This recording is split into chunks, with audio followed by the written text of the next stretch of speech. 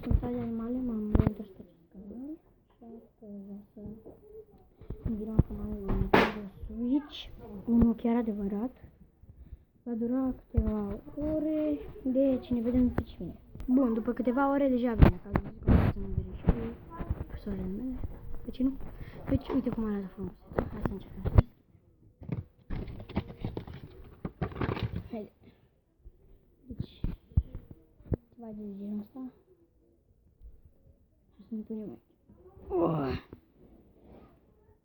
Deci, hai să-l încărcăm. După ce îl încărcăm, ne vom juca cu el. Ne vedem după ce îl încarc.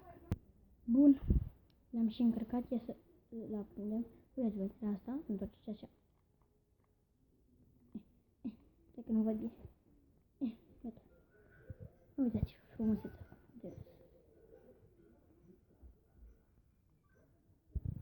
Oh!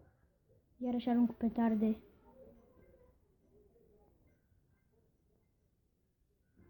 De aici.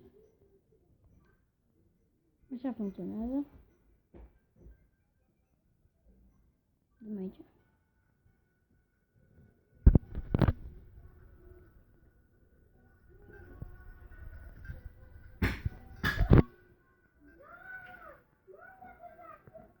Apăsăm aici să dăm pedala.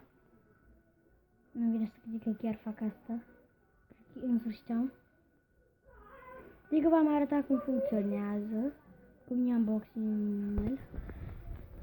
Poate vă facem încă un episod cu unboxing. Ne vedem data viitoare. Pa! Am uitat să vă zic ceva. Jocurile astea vă dă 200 mereu și fără internet. Asta este tot ce îmi place cel mai mult. Deci pa!